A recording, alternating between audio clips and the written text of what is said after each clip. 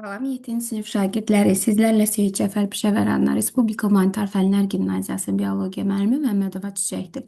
Bugün mən sizlərə 7-ci sinif 1-ci hissə dərslikdən deməli 1-ci bölmənin sonuncu mövzusunu izah edəcəm. Burada mövzumuz ixtisaslaşmış hüceyrələrdir. Əvvəlcə ixtisaslaşma nədir? Gəlin buna aydınlıq gətirək. İxtisaslaşma, yəni hər bir hüceyrənin özünün müəyyən işi var.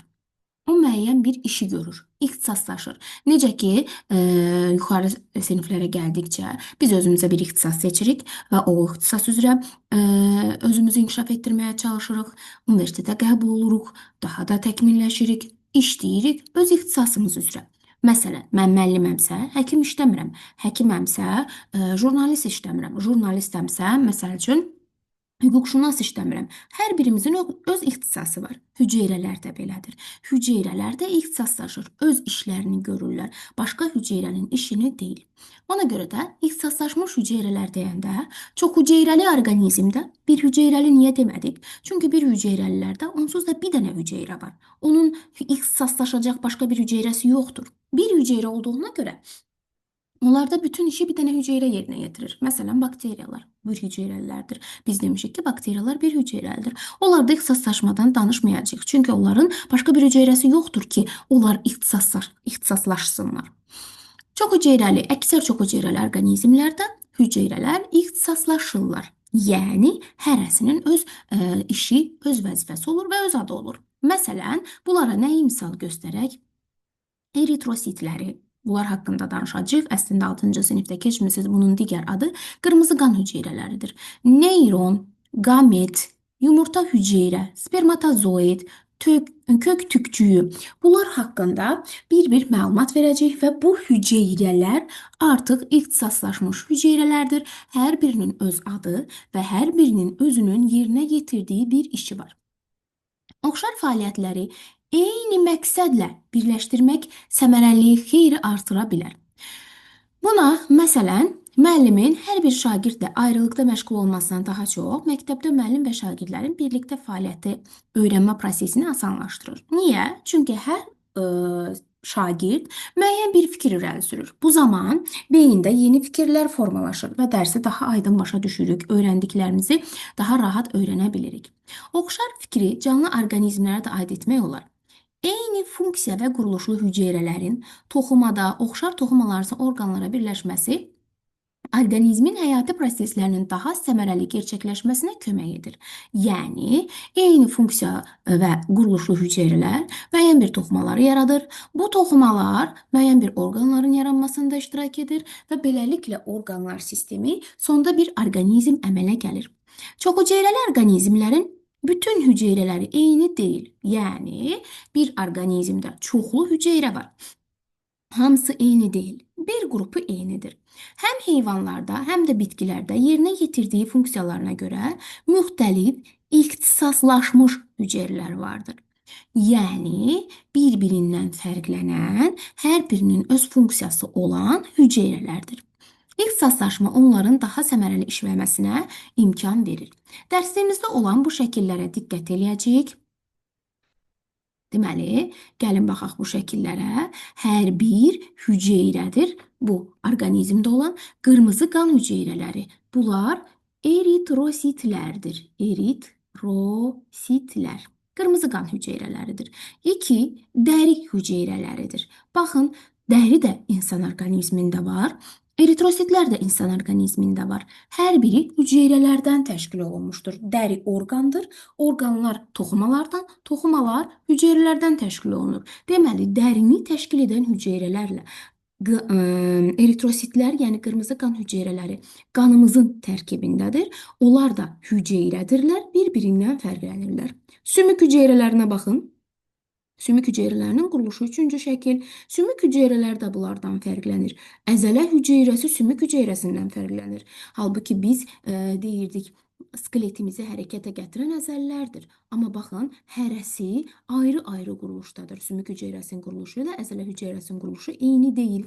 Ağ qan hüceyrələri, baxın, bunlar da ağ qan hüceyrələridir. Bunu 6-cı sinifdə keçmisiniz. Demisiniz ki, ağ qan hüceyrələri orqanizmi qoruyur, yad cisimciklərdən, mikroblardan, onları tutur, məhv edirlər. İndi diqqət edin uşaqlar. Birinci hüceyrədə qan hüceyrəsidir, ikinci hüceyrədə qan hüceyrəsidir. Amma hərəsinin quruluşu fərqlidir. Bu dəyirmi formadadır. Baxın, dəyirmi formadadır. Bunun isə çıxıntıları var kənara doğru və bir-birindən fərqlənirlər. Gördükləri iş də fərqlidir uşaqlar. Eritrosit, yəni qırmızı qan hüceyrələri qanda oksigenin daşınmasında iştirak edirlər. Amma ağ qan hüceyrələri bayaq da dedik, müdafiədə iştirak edirlər. Görürsüz, hərəsinin öz ixtisası, öz işi və öz quruluşu var. Bir-birindən də fərqlənirlər. Daha sonra spermatozoid hüceyrəsi, dərsin əvvəlində oxuduq, qamet. Bunlar qametdirlər, yəni cinsi hüceyrələrdirlər.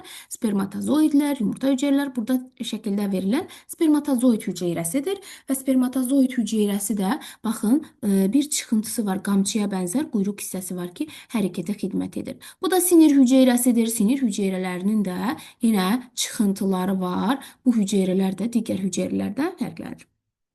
Çünki çox hüceyrəli orqanizmlərdə artıq hüceyrələr ixtisaslaşır, müəyyən bir işi görürlər. Şəkillərə də diqqət edin. Ola bilər ki, sizə summativdə və yaxud da fən müsabiqələrində və yaxud da deməli monitorinqlərdə şəkillərlə də sual versinlər. Dərslimizdə olan hər bir şəkil bizim üçün önəmlidir. Gəldik heyvan orqanizminin ixtisaslaşmış hüceyrələri. Qanın tərkibində ixtisaslaşmış hüceyrələrə rast gəlinir. Gördük, ağ qan hüceyrələrini, qırmızı qan hüceyrələrini, hətta siz keçən il qan lövhəciklərini də keçmisiniz, hansı ki, laxtalama prosesində iştirak edirlər. Qırmızı qan hüceyrələri eritrositlər adlanır. İki tərəfi basıq, baxın bunlar eritrositlərdir. İki tərəfi basıq disk şəkilli formalı hüceyrələrdir. Hər hüceyrənin quruluşunu da öyrənməlisiniz. Deməli, eritrosit necə oldu? İki tərəfdən, yəni bu tərəfdən də, arxa tərəfindən də basıq disk formasındadır. İnsanın yetkin qırmızı qan hüceyrələrində nüvə yoxdur.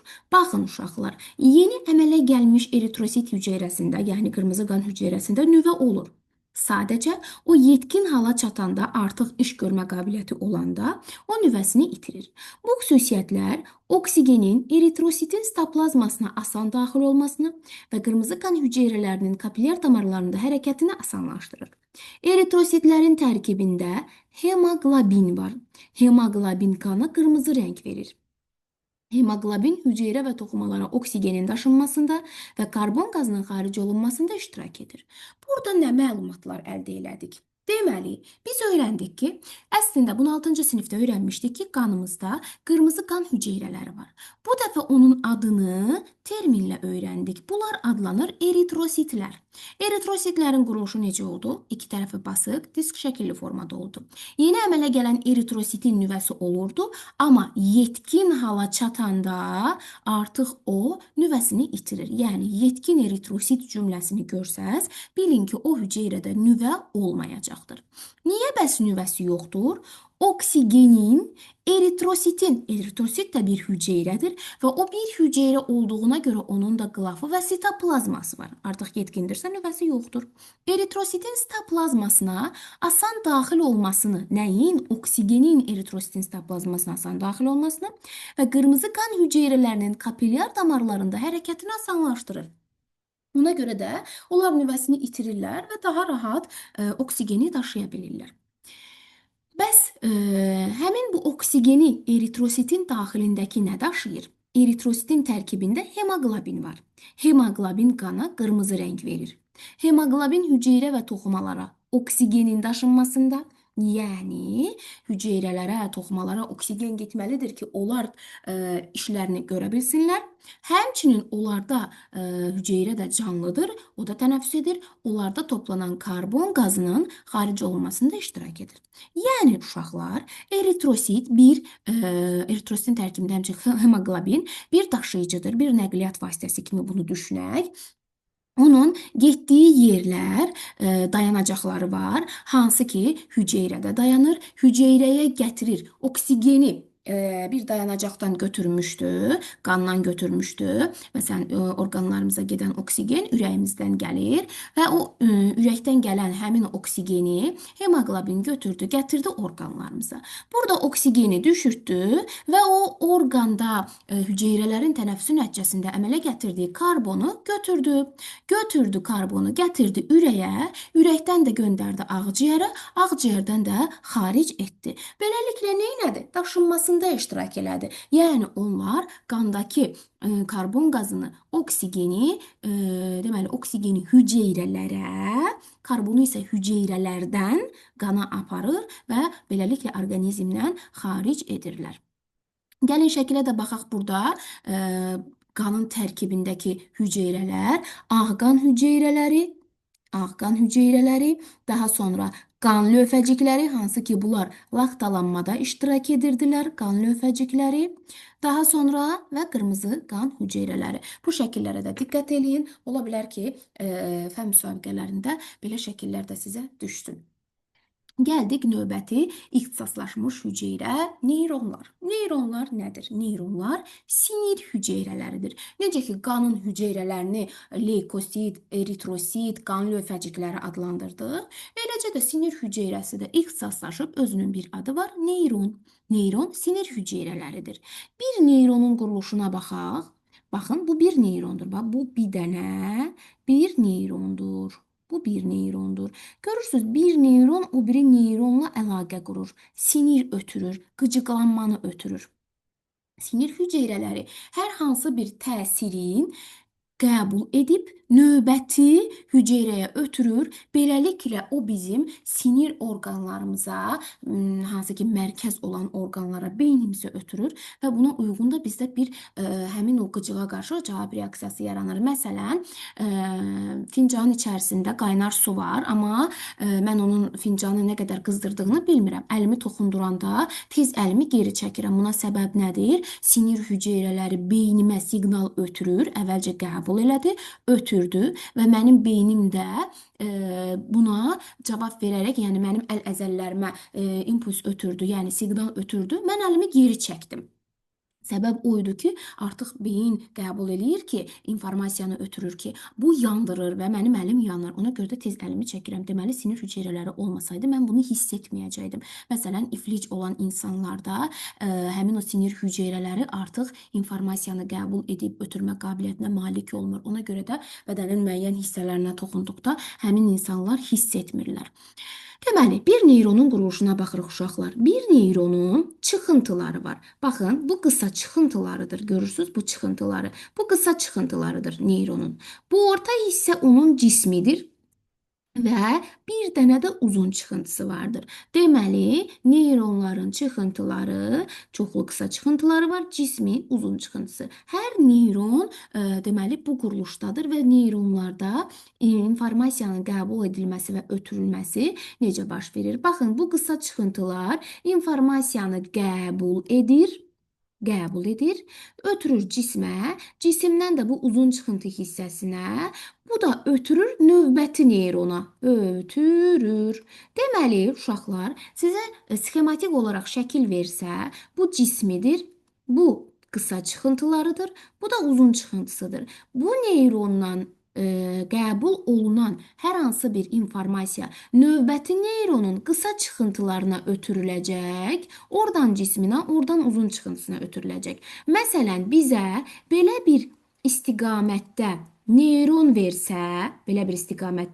versə, biz nə dedik? Dedik ki, əvvəlcə qəbul edir qısa çıxıntıları, ondan sonra qəbul edir cismi, uzun çıxıntı hara ötürürdü informasiyanı? Qısa çıxıntıya ötürürdü, elə deyil. Amma burada biz nəyə göstərdik? Cismə göstərdik istiqaməti. Deməli, bu sinir hüceyrəsinə informasiya getməyəcək. Səbəb nədir? Səbəb odur ki, hüceyrələr, yəni bu neyronlar bir-biri ilə əlaqəni uzun çıxıntıdan qısa çıxıntıya olaraq qəbul edirlər.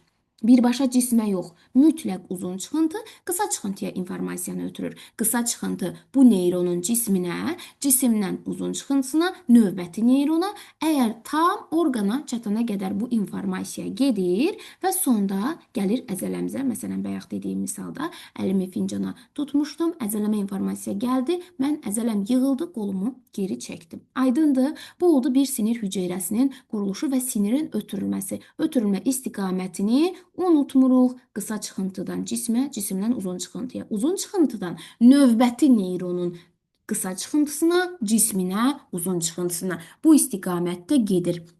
Və bunlar burada kəsişirlər. Hansı ki uzun çıxıntıdan gələn informasiya qısa çıxıntılara ötürülür. İndi dərsliyimizdə olan cümlələrlə tanış olaq. Hər bir neyron cisimdən göstərdik və çıxıntılardan ibarətdir. Onların funksiyası qıcıqların qəbulu və ötürməkdir. Yəni qıcığı qəbul edirəm, ötürürəm. Çıxıntılar quruluşuna funksiyalarına görə fərqlənir. Bəzi çıxıntılar qıcıqları qəbul edir ki, gördük. Bu qısa çıxıntılar idi, qıcıqları qəbul etdi və neyronun cismini ötürür. Digər çıxıntılar vasitəsilə isə növbəti neyrona, digər hüceyrə və toxumalara çatdırılır. Bunu da bir şəkil üzrə izah elədik. Ümid edirəm ki, aydındır izah. Növbəti hüceyrə, ixtisaslaşmış hüceyrə, orqanizmin cinsiyyətli çoxalmasında iştirak edən hüceyrələr, qametlər var. Qametlər deyəndə, yəni cinsi hüceyrələrdir. Bunlar da belə ixtisaslaşıblar. Bu cinsi hüceyrələr adlanır qametlər. Onlar orqanizmin irsi məlumatını daşıyır. Qametlər irsi məlumatı daşıyır. İrsi məlumat daşıyan hüceyrədə nə idi? Yadımıza salaq. Nüvənin içərisində xromosomlar idi. Qametlərdə də bu xromosomlar var. İrsi məlumatı daşıyırlar. Dişi orqanizmin qameti yumurta hüceyrə adlanır. Bir də uşaqlar bunu da qeyd edeyim ki, dişi orqanizmlə erkək orqanizmin daxilindəki hüceyrələr eynidir. Cinsi hüceyrələrdən, qametlərdən başqa. Dişi orqanizmdə qametlər yumurta hüceyrə, erkək orqanizmdəki qamet isə spermatozoid adlanır. Buna görə fərqlənirlər. Qalan əksər hüceyrələr eynidirlər. Əsas cinsi hüceyrələr, yəni qametlərə görə fərqlənirlər. Dişi orqanizmin qameti yumurta hüceyrə adlanır. Bu yumurta hüceyrənin quruluşudur. Yumurta hüceyrə deməli, bədəndə olan digər hüceyrələrdən iridir. Baxın, onlar ölçülərinə görə bədənin digər hüceyrələrindən iri olur. Yəni, çox böyük bir hüceyrə deyil. Bədənimizdə olan hüceyrələrdən nisbətən iridir. Bəzi canlıların, məsələn, quşların, balıqların yumurta hüceyrəsini adi gözlə də görmək mümkündür. Məsələn, quşların yumurtası elə onun yumurta hüceyrəsidir. Hani sual düşsə ki, yumurta hüceyrəni gözlə görmək mümkün deyil. Xeyr, bəzi canlılarda var ki, onların yumurta hüceyrəsini gözlə görmək mümkündür. Bu oldu bir yumurta hüceyrənin quruluşu. Keçdik erkək orqanizmin qametinə, yəni cinsi hüceyrəsinə. Erkək orqanizmin qameti spermatozoid adlanır. Görürsünüz, yumurta hüceyrə ilə spermatozoid də bir-birindən fərqlənirlər. Yumurta hüceyrədən fərqli olaraq spermatozoidlər kiçik ölçülüdürlər. Bunları fərqləndirək. Baxın, məsələn, bir Venn diaqramı qoysaq, burada yumurta hüceyrə, burada spermatozoidi yazsaq, ortaq xüsusiyyət olaraq onlara qeyd edə bilərik ki, bunlar cinsi hüceyrədirlər. Cinsi hüceyrədirlər. Çoxalmada iştirak edirlər. Çoxalmada, mayalanmada iştirak edirlər. Ortaq xüsusiyyət. Fərqli xüsusiyyət isə yumurta hüceyrə iri, spermatozoid kiçik ölçülüdür. Daha başqa bir fərq nədir? Onlarda, yəni spermatozoidlərdə hərəkətə xidmət edən qamçıya bənzər quyruğu olur. Yəni bu hərəkətlidir spermatozoid, yumurta hüceyrə isə hərəkətsizdir. Buna görə də bu Venn diaqramında biz belə doldura bilərik. Çoxalma zamanı yumurta hüceyrənin spermatozoidlə mayalanmasından zigot əmələ gəlir ki, zigot yeni orqanizmə başlanğıc verən hüceyrədir. Yəni yumurta hüceyrənin spermatozoid bunların birləşməsindən yaranır zigot. Zigotdan yeni bir orqanizm əmələ gələcək. Məsələn, əgər bu quş yumurtasıdırsa, quşun yumurtasının spermatozoidlə mayalanmasından yumurtanın içərisində yeni bir quş əmələ gələcək, yəni cücə əmələ gələ biləcək. Və yaxud da Balıq yumurtasıdırsa bilirik ki, balıqlarda kürüdür. O kürün içərisində yumurta hüceyrə ilə spermatozoid birləşəcək və bundan zigot yaranacaq. Zigotdan da yeni balıq əmələ gələcək. Aydındır? Deməli, zigot əslində yumurta hüceyrə ilə spermatozoidin birləşməsindən yaranan hüceyrədir. O, yeni bir orqanizmə, hansı orqanizmdən başlanğıc götürüb onu əmələ gətirəcək. Yəni, quşun yumurtasından, mayalanmasından yaranmış zigotdan meymun əmələ gəlməyəcək, quş əmələ gələcək. Yəni, hər biri öz başlanğıcını nədən götürübsə, zigotundan da o orqanizm əmələ gələcəkdir. Bu da oldu heyvan hüceyrələrində ixtisaslaşmış hüceyrələr. Hansıların adını çəkdik, yadımıza salaq. Deməli, biz dedik, qırmızı qan hüceyrələri olan eritrositlər, bunların tərkibində nə var idi? Hemoqlobin. Hemoqlobin nə iş görürdü? Hüceyrələrə, toxumalara oksigeni aparırdı. O bir nəqliyyat kimi nəzərdə tuturuq, qanın nəqliyyat vasitəsi və heyvanlardan, daha doğrusu orqanlarda gəldi, oksigeni verdi orqanlara, hüceyrələrə, toxumalara, oradan isə o karbonu aldı, çıxartdı orqanlardan, gətirəcək ürəyə, ürəkdən də aparacaq ağciyərə və ağciyərdən nəfəs verdiyimiz zaman xaric olunacaq. Növbəti bir ixtisaslaşmış hüceyrəmiz sinir hüceyrəsi, neyron idi. Neyrondan nə danışdıq? Dedik ki, neyronun cismi var, mərkəzi hissəsi və çıxıntıları var kənarda və bu hissələr, ümumiyyətlə neyronun işi, funksiyası nə idi? İnformasiyanın ötürülməsi, qəbul edilməsi və ötürülməsindən ibarət idi ki, o da çıxıntılar vasitəsilə cisminə, sonra uzun çıxıntısına, daha sonra növbəti neyrona və yaxud da orqana, əzələyə ötürə bilirdi. Və daha sonra gəldik heyvanlarda cinsi hüceyrələrdən, yəni qametlərdən danışdıq. Dedik ki, dişi və erkək orqanizmdə bu hüceyrələr bir-birindən fərqlənirlər. Dişilər də yumurta hüceyrədir, erkəklər də spermatozoiddir. Bunların fərqi xüsusiyyəti oydu ki, dişilərin yumurta hüceyrəsi nisbətən iri, erkəklərin spermatozoidi kiçik idi. Dişilərin yumurta hüceyrəsi hərəkətsiz, erkəklərin yumurta hüceyrəsində qamçıya bənzər quyruq var idi ki, hərəkətli idi. Buna görə də bir-birlərindən fərqlənirdilər. Bunların birləşməsindən də nə əmələ gəlirdi? Zigot. Zigot nə edirdi? Yeni bir orqanizmə başlanğıc verirdi.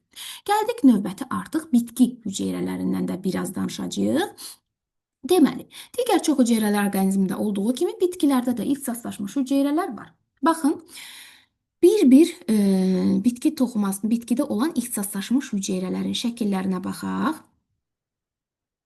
Onu biraz balacalaşdıraq. Aha. Ötürücü toxuma hüceyrələri. Ötürücü, adından göründüyü kimi ötürür. Nəyi ötürür? Bitkiyə lazım olan maddələri. Məsələn, kökdə olan ötürücü toxuma hüceyrələri kök harda olur? Torpaqda. Torpaqda nəyi çəkəcək? Su və mineral maddələri. Çəkəcək özünə və ötürəcək gövdəyə, yarpağa. Eyni zamanda biz keçən dərsdə bunun haqqında danışmışdıq. Hətta təbiətdə də keçmisiniz ki, bitkinin yarpağı fotosintez edir, üzvü maddə yaradır. Həmin üzvü maddələr də yenə ötürücü toxumanın hüceyrələri vasitəsilə ötürüləcək. Bitkinin gövdəsi də ondan qidalanacaq, kökü də ondan qidalanacaq və istifadə edəcək. Ehtiyat toxuma hüceyrələri, baxın, bu toxuma hüceyrələri adından göründüyü kimi nə edir? Ehtiyat şəkildə maddələri saxlayır. Fotosintez edən toxuma hüceyrələri, baxın, fotosintez edən toxuma hüceyrələrinə baxın, nə var burada uşaqlar? Yaşıllıq bir şey görürük. Bu nədir? Xlorofildir bunlara yaşıl verən, xloroplastlar var. Örtük toxumasının hüceyrələri, örtük toxumasında da uşaqlar yaşıl hüceyrələrə biz rast gəlirik. Deməli, örtük toxumasında da fotosintez prosesi gedə bilər. Amma örtük toxuması, məsələn, şəffaf da deyə bilərik, mantar da deyə bilərik. Bunları sonraki dərslərimizdə keçəcəyik. Gəlin indi tanış olaq mövzumuzda olan sözlərlə. Deməli, biraz bunu böyüdək. Digər çox hüceyrələr orqanizm kimi dedik, bitkilərdə də ixtisaslaşmış hüceyrələr var. Bitkilərdə kökdə olan, kökün yəni uc hissəsində olan kök tükcükləri və yaxud da əmici telləri olur. Baxın, kökün uc hissəsindən biraz yuxarıda kökün zonaları var ki, burada kök tükcükləri və yaxud da əmici tel. Baxın uşaqlar, tellə tükcük demək olar ki, eyni şeydir. Adından göründüyü kimi əmici tel torpaqda olan su və mineral maddələri əməcək. Bu əmici tel örtük toxumasının hüceyrələridir. Yəni kökün örtük toxumasının hüceyrələridir uşaqlar. Hüceyrədirsə nəyi var? Qılafı var, sitoplazması var, nüvəsi var, vakuolu var. Bitki hüceyrədirsə bunun qılafı nə adlanacaq? Xarici qılafı hüceyrə divarı. Görürsüz, yəni normal bir hüceyrənin malik olduğu quruluşa malikdir bu da. Sadəcə bunun kənara doğru uzun bir hissəsi var ki, bunlar vasitəsilə suyu, mineral maddəni çəkirlər özlərinə. Özlərinə çəkəndən sonra növbəti hüceyrəyə, beləliklə gövdəyə, yarpağa doğru neyniyirlər? Suyu və mineral maddələri ötürürlər. Bu oldu bir əmici telin quruluşu. Hər kök tükçüyü kökün xarici hüceyrələrinin uzun çıxıntısıdır. Xarici hüceyrədə nə olacaq uşaqlar? Örtük hüceyrələridir. Bu hüceyrə qılafdan, sitoplazma, nüvə və vakuoldan ibarətdir. Normal bir hüceyrə kimi onun da qılafı var, sitoplazması var, nüvəsi var. Bitki hüceyrəsi olduğuna görə onda vakuola da rast gəlirik. Bitki torpaqdan su və suda həll olmuş mineral maddələri kök tükçükləri vasitəsilə udur. Bəzi bitkilərin köklərində kök tükçüklərini adi gözlə də görmək mümkündür. Yəni bəzi bitkilərdə bunları görmək mümkündür. Bu da oldu kök tükçükləri. Kök tükçükləri nə idi? Kökün xarici hüceyrələrinin uzun çıxıntısıydı və bunların işi nə idi? Bitkinin su və suda həll olmuş mineral maddələrlə təmin etmək. Hardan alırdı? Torpaqdan onları sorurdu, ötürürdü bitkiyə. Gəlin buradakı suallarla da biraz tanış olaq. Öyrəndiklərinizi tətbiq edin. Leyla Orakvari anemiya xəstəliyindən əziyyət çəkir. Belə insanlar tez-tez yorğunluq və nəfəs darlığı hiss edirlər. Baxın, bu normal eritrositdir. Bu isə B, Orakvari anemiya xəstəliyindən əziyyət çəkən insanın eritrositidir. Eritrositlərin quruluşuna baxın uşaqlar. Bu daha böyükdür. Elədir, amma bu daha kiçikdir. Eritrositin işi nə idi? Yadımıza salaq. Eritrositin tərkibində hemoqlobin var idi. Hemoqlobin daşıyıcı idi. Nə iş görürdü hemoqlobin? Oksigeni orqanlara, toxumalara, hüceyrələrə aparırdı. Hüceyrələrdən karbonu alırdı, aparırdı, qan vasitəsilə xaric gətirirdi ağciyərə, ağciyərdən də xaric edirdi. Deməli, Orakvari anemiya xəstəliyi olan insanın eritrositi daha çox oksigen daşıyar, yoxsa normal eritrosit? Əlbəttə ki, normal eritrosit. Çünki bu eritrosit, görürsüz, kiçikdir. Az tutacaq bu hemoqlobin də, həmçinin hemoqlobinin tərkibində oksigeni də. Ona görə də bunun hemoqlobini də azdır axı. Hemoqlobin azdır. Məsələn, qan analizi verəndə nə edirlər? Hemoqlobini yoxlayırlar ki, görək bu insanda qan azlığı var ya yox. Və buna görə də onun toxumalarına, hüceyrələrinə oksigen gedə bilmədiyi üçün, onlar rahat işini görə bilmədiyi üçün bu yorğunluq onlarda, halsızlıq hiss olunur. Çünki orqanları normal fəaliyyət göstərə bilmir, hüceyrələri təmin oluna bilmirlər. Gəldik öyrəndiklərinizi yoxlayın. İxtisaslaşmış hüceyrələrin hansı xüsusiyyətləri onlara öz funksiyalarını yerinə yetirməyə imkan verir? Quruluş xüsusiyyətləri onlara öz işini görməyə imkan verir. Məsələn, sinir hüceyrələrinin çıxıntıları var, cismi var. Buna görə də sinir impulsunu qəbul edib ötürə bilirlər. Yəni bu kimi xüsusiyyətlər onların öz işini yerinə yetirməyə imkan verir. Məsələn, ixtisaslaşmış hüceyrədən neyronun funksiyası nə idi? Qıcıqların qəbul edilməsi və ötürülməsi idi. Ötürülməsi. Bir ikisini mən yazacağım, qalanları siz. Xüsusiyyəti necə idi? Xüsusiyyəti o idi ki, cisimdən, çıxıntılardan ibarət idi. Yəni bir dənə cismi var idi, bir də çıxıntıları var idi. Eritrositin funksiyası nə idi? Eritrositlər qırmızı qan hüceyrələridir. Oksigeni toxumalara, orqanlara daşıyır və oradan nə edirdi? Karbonu alırdı. Xüsusiyyəti necə idi? Disk şəkilli idi və Disk şəkilli idi. Yetkin eritrositin nüvəsi olmurdu, amma yetkin eritrositin yenə əmələ gələn olurdu. Beləliklə, yumurta hüceyrə və spermatozoida da bu xüsusiyyətləri yaza bilərsiniz. Bu da bu bölmənin sonuncu mövzusuydu. Dərsləri diqqətlə dinləyin. Artıq summativ vaxtıdır. Sizə summativdə uğurlar. İnşallah ki, əziyyətinizin bəhrəsini görəcəksiniz. Sağ olun, gələn dərslərdə görüşərik.